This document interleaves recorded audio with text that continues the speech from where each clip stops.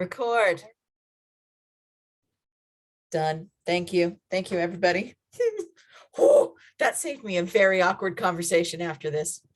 Well done. So I thought I'd share a little bit, but then it'd be great to have a conversation about what you found helpful and how it is. Can I just ask, just so that I don't have to keep listing 30 million opportunities for this, could you just type in the chat quickly, just what kind of, that's the chat for everybody, isn't it? Right, I'm just going to go around really quickly because we're small enough that we can do that. Just really quickly, of what you are doing or what capacity you're here in that you would be doing, just so that I can get a sense of who we have in the room. So Rachel Murphy, could you just tell me what your experience is of why you're here? Hi, I'm the Development Officer for Children and Families in the Church of Ireland. So I'm kind of here just kind of to really kind of gain some ideas of what's been working, particularly in the christenings and baptisms areas, and how we can implement that and encourage people and give ideas out to our network. Great. Thanks, Rachel. I appreciate that. Michelle? I'm a family worker in the Church of Scotland, so just practically how to best support our ministry team with baptisms. Great, thanks. Ollie? I'm a curate down in Dorset, so I'm involved in doing baptisms and baptism prep. Fab, great. Sue? Oh, there's multiple Sues. Sue Chandler. Oh, sorry, which one? You, Sue Chandler. Yeah, I'm a children and families minister in the Church of England in the West Midlands. I'm also associate priest in the same parish. So anything that can help us to welcome families into church and just make that connection sort of an ongoing one is what I'm interested in hearing right now. Great, thank you. Rachel Downey? Hi, I 2 weeks in post as a children's worker at Altrincham Baptist Church, and yeah, we had quite a lively toddler group that's been going for many years, and I just want to I'm mindful that a lot of children haven't been celebrated when they're birthed, and so it's something that I'd like to kind of look at offering our church offering to those families. So and that might mean bringing some of them on a journey of faith, so I just thought I'd find out more. Great. Wonderful. Thank you, Rachel. Gemma, if you leave the room, you'll go back into the main room and then they can reassign you if you would like. Thank you. That's helpful. No problem. Nothing like looking at the face of someone who goes, I don't want to be here. And how do we leave? Be where you want to be. Thank you. Great. Laura Webster. Okay, sorry, I'm a diocesan children and youth families advisor, in Rochester, so I'll be talking to lots of churches and children's leaders about how they can make baptism a real active part of their family journey. Great, fab, great. Danny? Hey, I'm the family worker for the circuit. I work in for the Methodist Church, but I'm also in charge of all the toddler groups, so I kind of have that the linking the dots kind of side of going on for me. Great. And in Methodist Church, are you doing more name dedication moments, or do you do sort of, what's your christenings? So we get the water out and everything goes on. Fab. Mark? Yes, I'm a Baptist minister, so we do Thanksgivings. My wife runs a toddler group. She can't be here today, so I'm a replacement, but I do go along to the toddler group and help with that. Great, thanks, Mark. Anne? Yes, so I am a toddler, so I'm a family and community worker in an independent evangelical church in East London. My personal background is Anglican, but being independent, evangelical, we do Thanksgivings and dedications. Great. Our church's preference would be to do only the church families, but because we have good community links, others ask. Yeah, great. That's helpful. Sarah? Sorry, I was surprised you. Similar to children and families worker and involved with the toddler groups in our area. So yeah, similar sort of interest in how those can link and Great. questions are asked and shared across the two. Yeah. Great. That's helpful. Thank you. Karen? Hi there, I'm the Children, Family and Youth Development Coordinator for Glasgow Presbytery, which is part of the Church of Scotland, and I support the churches right across Glasgow with a Children, Family and Youth ministry. Great. Thank you. Kirsty? I'm a diocesan worker for the Church of Ireland in Derry and Erfo, so again, supporting lots of different churches as they explore baptism. Great. Thank you. Megan?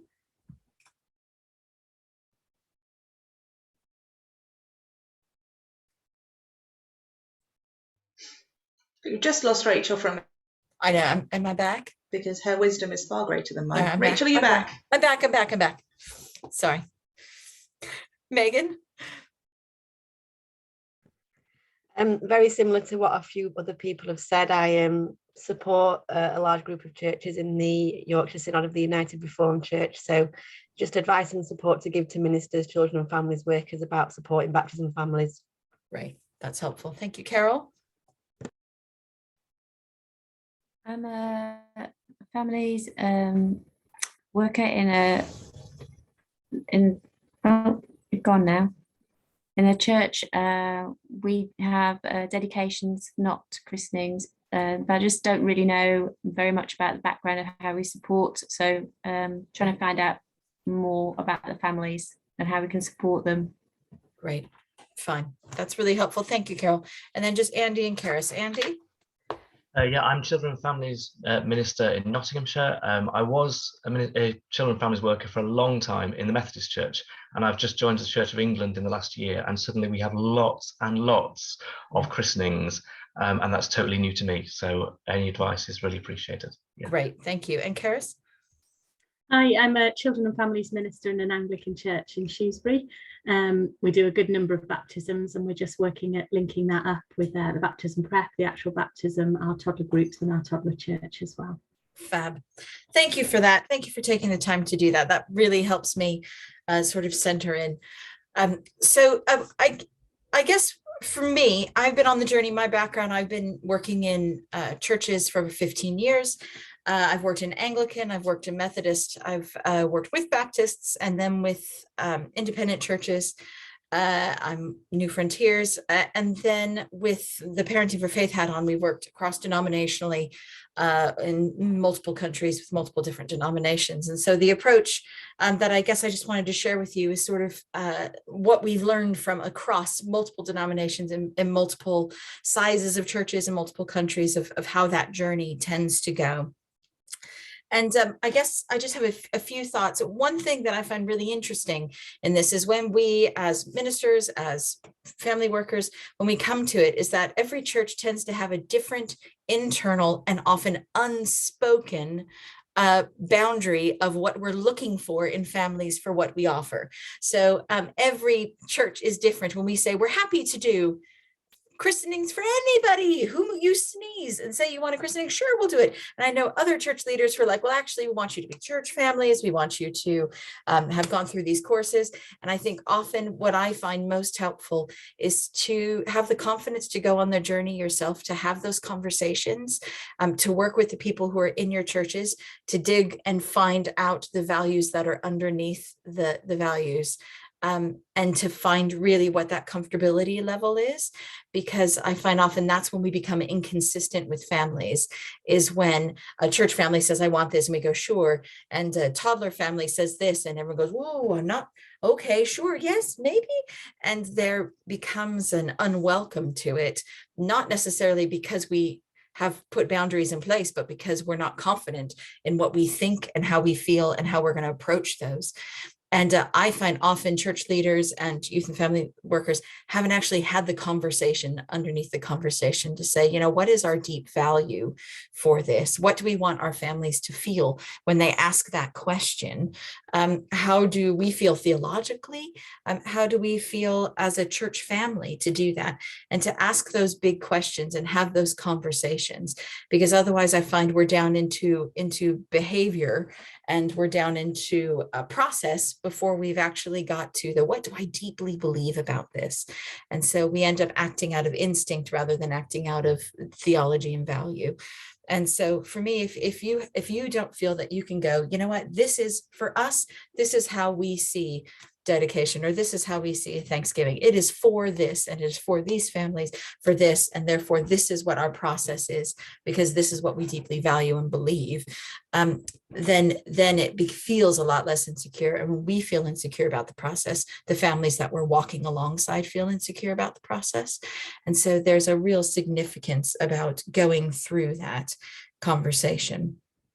The second thing that I think is really important is that for me, in working with families, I have a deep value that they are wrapped around by the church in their faith journey. That for me, I see a child that's within a family, and a family that's within a church community, and a church community which is in a larger church community. And what I see sometimes happens with this dedication, christening, baptism is that often what we engage with most is the parents and the parents' faith journey. And there's a big question to me about whether this is about the parents' faith journey, or is this about a significant moment in the child's spiritual journey, and how we talk about that with parents.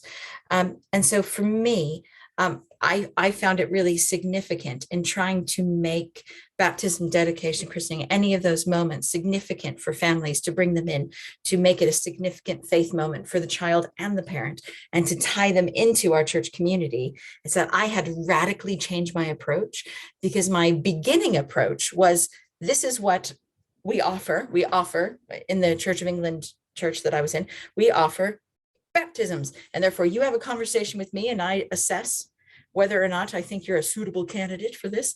And then if so, then we have conversations about whether or not the parents' faith is where we want it to be. And then we go back, and I was the gatekeeper to the ceremony that they wanted. And then I would tie them into that, and I would prep them for it. And I was just reflecting that was quite a distancing process, and it put us on opposite ends. The family was trying to get through me to get what they wanted. And you may not notice this, but I have an American accent. And a while ago, I gave birth to a kid. And when you give birth to a child outside of America, in order to get them to become American, you have to take them to the embassy and be like, look what I made, please let them be American. And so I had to go. And so I went to the embassy, and I was like, I have decided I want my kid. I think what's best for my kid is to get his citizenship. So lots of things are open for him in the future in terms of living in America and working in America. There's a lot of values about America that I'm not 100% on board with, but you know what? I want him to have the option. I want him to do this. I think it's important. It's valuable to me at some point. I value my history in America. So we go into the embassy with my baby. And I said, I would like to make this person, he has a right to be an American, and I would like him to have paperwork that supports that. And we'll do a little ceremony. I mean, we were head to toe American flags, like we were doing this. And then you reach the person. And I realized in that moment how powerless I felt as a parent, because this is something I deeply wanted for my child. And now I'm looking at this person who's behind a wall, who has their own ideas of what they want. And I got really insecure and quite combative without even them giving me any resistance. But I was like, this is what I want for my child. And they had two ways to respond. Had they sat down and said, oh, interesting, this is what you would want for your child, this for your child's future, and this is significant for you and your child, great. Let's take you through a process to decide whether or not we think you're American enough to give this to your child. Do you celebrate 4th of July? Had I reached can you sing me 4 songs, and what do you really believe, and do you agree, and to tell me yourself, had I been investigated to see whether I was good enough to give my child the good thing that I wanted to give my child, I would have lied my little face off to get my kid whatever they wanted, because whatever was good for my kid, because I want to get my kid this good thing. I would feel quite hostile towards them because they're standing between the thing that I feel is absolutely essential for my child, and essentially for me as an expat and somebody who's here, and therefore then I would feel more and more that the embassy was either an obstacle to get through, a service provider that they're not doing, or something to conquer, to get through. And I found that often I was treating baptism families that way, where there was a thing that they wanted for their family and I'd see whether or not I can give it to them. And for me, that's not how I treat families anymore. Had the embassy turned around to me and said, that is so exciting, because we deeply value the same things. We deeply value America for all this stuff. And I love that this is your vision for your kid. And there's lots of different routes into this and lots of different ways that we could help you and your family achieve what is on your heart for your child. And we can set up your kid the best way possible. Here's places that you can communicate and get together with. Let's get all the paperwork sorted so that you can go on this journey. We're going to follow up with you every year to make sure that you're plugged into everything you want. I would have been like, thank you so much. I so appreciate you. And they're like, well, we appreciate you. And I would have been welcomed into a community.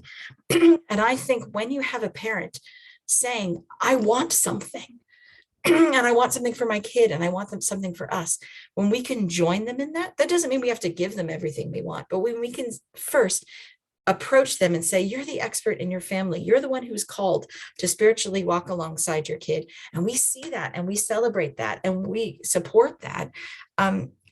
Let me walk alongside of you in that journey of what that looks like. All the walls fall down.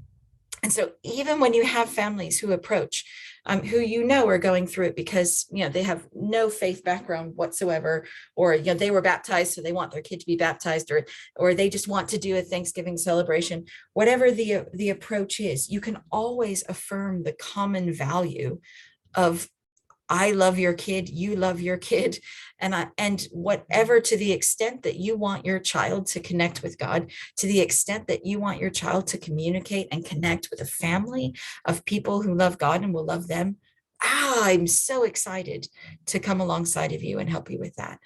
And there is a affirmation and a blessing that comes when we want to serve parents in that way.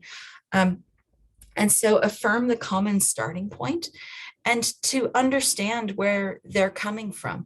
I know so many parents who have come in for dedication or Thanksgiving, where some of they're coming at from a place of fear, where they're saying, this is the thing I need to protect my child, or this is a thing that I had when I was a child and my parents wanted, and there's something that's deep inside of me that says maybe that this would kind of be an important thing to do, but I have no other language besides that.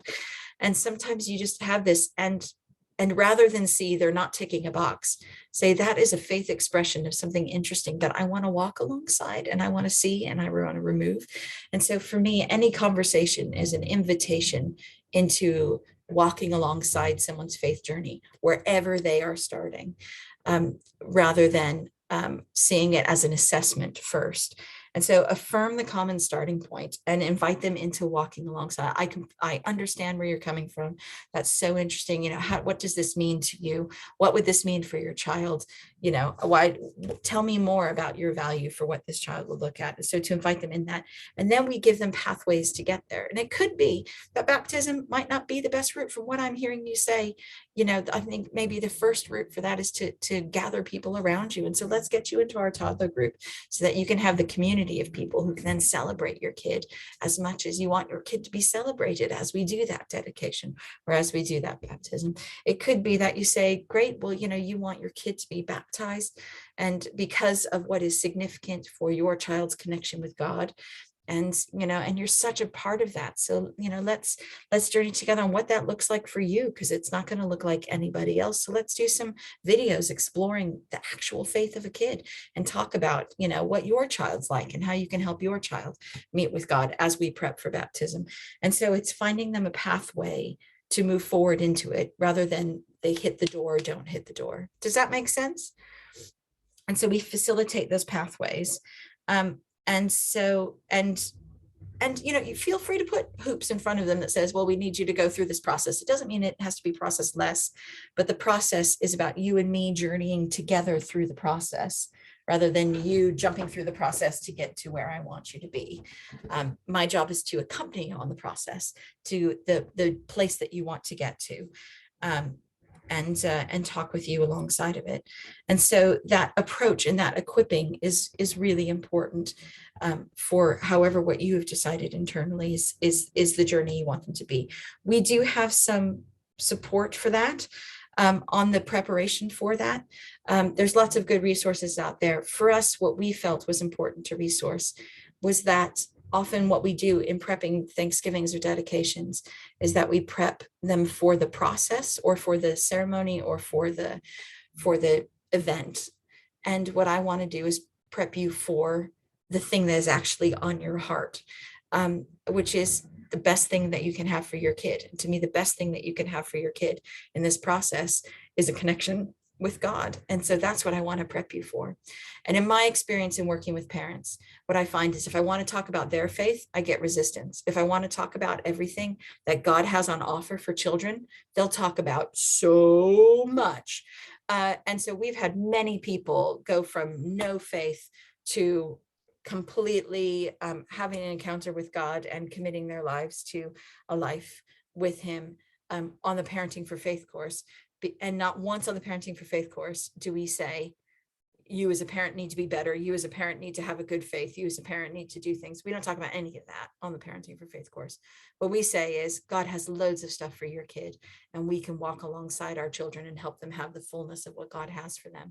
And as we talk about that with parents, they go, well, if that's on offer for my kid, that's on offer for me. And I've never thought about that before.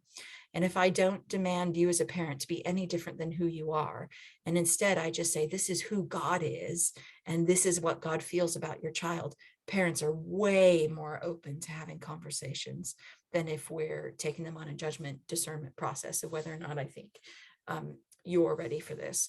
And so I think that is a really vital journey. How can I walk alongside of you and help you really understand all the things that are on offer for your kid in God? So the baptism, if you just look on the Parenting for Faith, I think I even prepped this. Share screen. I did, maybe. I did. Oh yes, it's the Zoom one. So if you look on our website, share, you can see now my Googling. How do I get to the top there? I want to go behind. Oh, so we have here baptism and dedication preparation videos. And so we did just 3 videos that start the beginning of how your words matter and how what you speak over your children matters, and how you pray. We used it as words as opposed to praying. We just say that God really listens to parents. And so when you talk to God about your kid, he listens, and you don't have to do it in any fancy way. You pour your heart out, and sometimes you're just scared because you're holding your kid who has a fever, and your fear is heard by God, and you can just talk to him about it. And so we talk about how your God hears your words and responds to it. We talk about how music creates an environment of safety and of truth for your kids. And we talk about how getting connected to a church community who loves you and can pray for your kid and know your kid and to connect in with your kid is really, really great. And so we talk about those 3 things, sort of how to do faith at home and how to connect in with that. Other churches I know use the bite-size toddler videos, which is like a Parenting for Faith course for parents, and about, you know, the spiritual development of the kids, of how it really is about just the ordinary everyday, and you don't have to perform anything but just be you, how babies communicate with God and how you can help, how bedtimes and Bible stories can be full of God, and how to help your kid have their own connection with God in a way that's not controlling, but just free in the way that they are. And so there are different pathways into that, but there are these little moments that are talking about your kid and helping you know your kid better and how to connect with God better, rather than this is what I expect you to do as a parent. Because if you remember, parents of babies and toddlers are tired and they're scared and they feel guilt all the time because they think they're not as good as they're supposed to be. And so often just our little questions can kick them into feeling a judgment from us. And if we truly want to be a place that says you just as you are is God's gift to your kid, and God has so much for your child, and you can help them on their journey. And our job is to help you, support you, and love you on the journey. And you wanting to do dedication baptism is such a great step to step into that and say yes to all God has for your kid. How can we help you do that well? That really then positions us in a significant place. The third thing I would suggest is that you support the immediate rather than the long term. Often we're like, great, we're doing baptism dedication. Let's give you a Bible. And we give them Bibles, which is something that they cannot often use immediately. And so it feels like what we're saying is eventually you'll be able to use this tool because eventually the faith of your child matters. But right now it's a bit hard because they're bush. And I think sometimes what's really important is to say, right now, your child needs God. Right now, God is with you. And right now, this is how we can facilitate what's happening in your child's life right now. And we're here for the long term. So as your kid grows, we're going to help you in the right now of that. And so I know a lot of baptism families, it's why I wrote this book, Babies and Toddlers, Nurturing Your Child's Spiritual Life. It's a really slimline book. It was specifically written for people of all levels of faith. So if you've never talked to God before, it helps you. And if you've been a Christian for 30 years, it helps you because it's about key truths as well as things about right now. Like there's a whole chapter on just you're enough, just where you are in your faith journey. To the extent that you have faith, you can help your kid. It's not activities to do, it's helping them realize who they are and who God is in the life of their children. Because I wanted to give them something to support them in the immediate. I know, I think we might still have it on our website. We did like Spotify playlists because as a parent, you're tired. And if we say music is an important thing, here's some playlists, just play in the background while your kid's going to bed so they can hear the truth of how much God loves them and who God is as they go to sleep. Give them the things that they can use immediately in their lives is such a significant support because then they see, I'm not alone in this faith thing. My kid that I'm hearing, that the thing that I just wanted, which was a celebration that my family can come to and we can say, yay, I've got a kid, now is also me understanding that as part of my kid, they don't just need me, but they need God. And it's an easy, light thing. And that's interesting. And they often pick that up and they can use that. So give them the support for the immediate. And then tie them into relationship long-term. Because to me, it's really hard for people to understand that church is an essential part of faith journey for babies and toddlers. They're like, well, my kid can't talk or understand, so I'll bring them when they can. And they often need to be told that part of the beautifulness of what God made in a church is that other people know your kid and pray for your kid and value your kid, and that your child gets used to being in a community of people who are committed to being alongside of them all the time. If I join a gym, well, let's not be extreme. If I join an online support group for fudge, I expect, if I join it, I expect them to talk to me. I expect them to send me emails. I expect them to invite me to fudge festivals. I expect them to send me samples. I expect them to follow up with me. And I expect them to do that regardless of how much fudge I buy because I signed up. And I found in my ministry, I'd go through the dedication baptism process with someone, and then I'd invite them to 3 things. And if they didn't show up, I'd be like, meh, maybe they're not interested. But I'll tell you what, my fudge people, 3 years down the road, I may buy some because they may come out with a new one. But I expect that connection. And there's something about saying we in almost all situations, whether it's a dedication or Thanksgiving, we as a church say, we promise to walk alongside of you. We promise to support you. We promise to be there for you. unless you don't respond twice. And then we're like, nah, you probably dropped off. And there, for me, there's something about being faithful to the families, to invite them, to constantly speak to them. I've known families that I've heard nothing from for 6 years, but I've kept sending them Christmas and Easter and once a year on their baptism dedication, a little note that I post to the last address that I had. And 6 years down the road, they come to Christmas and say, I didn't think I needed you. And then now we're going through a cancer scare with grandma. And I knew that this was the place I wanted to come, because even though I never took the hand, you always had the hand open to it. And the more that we say we are committed to you long-term, whether or not you take it, to me, that's a reflection of God's heart for people. God will always be there for you. And we are imperfect people, but we are committed to this. We mean it when we say we love you and support you. And that's, even what we heard today is that they need that sense of faithfulness from us as a church family. And so I know some people who, you have godparents and things. I know some churches who ask their church families to stand with those who come in, and church families to say, there's someone coming in from the community who is doing that.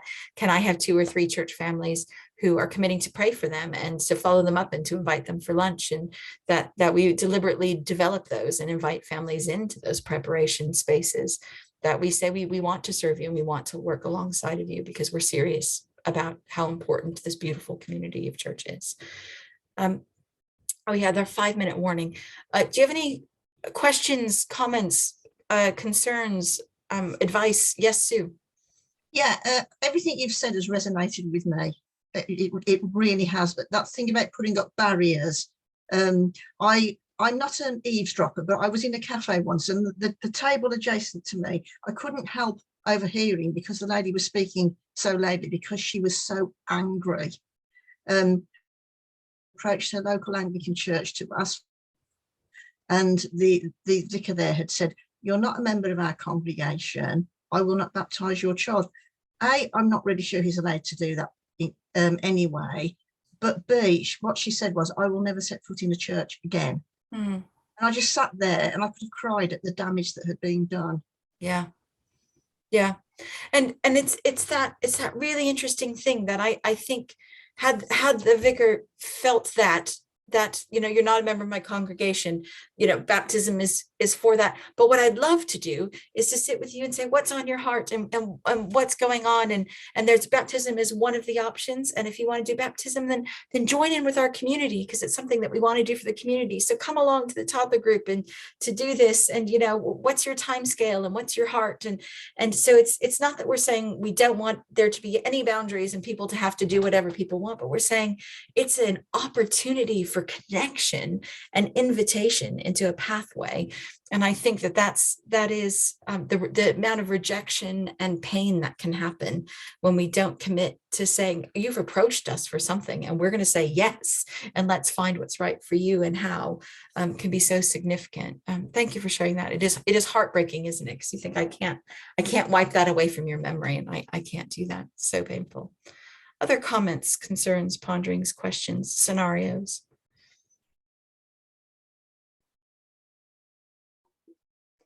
I would say I think I've heard several people where they've been, like you've said, oh, well, can we dedicate because it's not quite just that formula thing, and but they don't hear the "we'd like to," they hear the "no," and that's all they hear, and that's possibly what that lady got very grumpy about. She may well have had a reasonable vicar saying, well, and explaining and coming alongside. But if that's not what they want to hear, that is really, really difficult, because then that can spread rubbish in the rest of the community that isn't accurate at all. I'm not sure there's any solution to that one except praying and trying to be as nice as you possibly can. But there will always be people, I think, who see the church as a service provider, and who think it's just a matter of ordering what you want off the menu and then not. But I think and which is why I think that first point I had about, sort of deciding theologically where it is. But for me, it's about creating the sea of yeses. What are all the yeses that can be done here? There will always be someone who will walk away and judge that. But I think there's often a big middle ground who we end up giving a stronger no than we mean, and they then get hurt by that. So I think you always have the ones who are like, the vicar is there to do what I tell them to do. Or to dedicate, because that's what I just want you to do the thing, and I don't want to have to engage with that.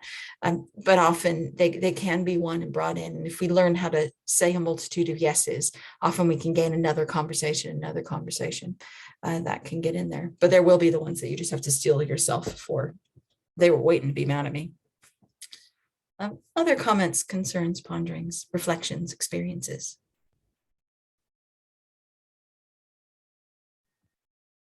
Anne? I think a key is to what you were saying about asking lots of questions. So when they say something, say, oh, how interesting, tell me more. Yeah. So that then you can piggyback more or less. Yeah. What is coming out of their mouths. They may not have processed it until they've started speaking about it. Yes. It's easy to jump into our spiel, but it's probably much better to listen.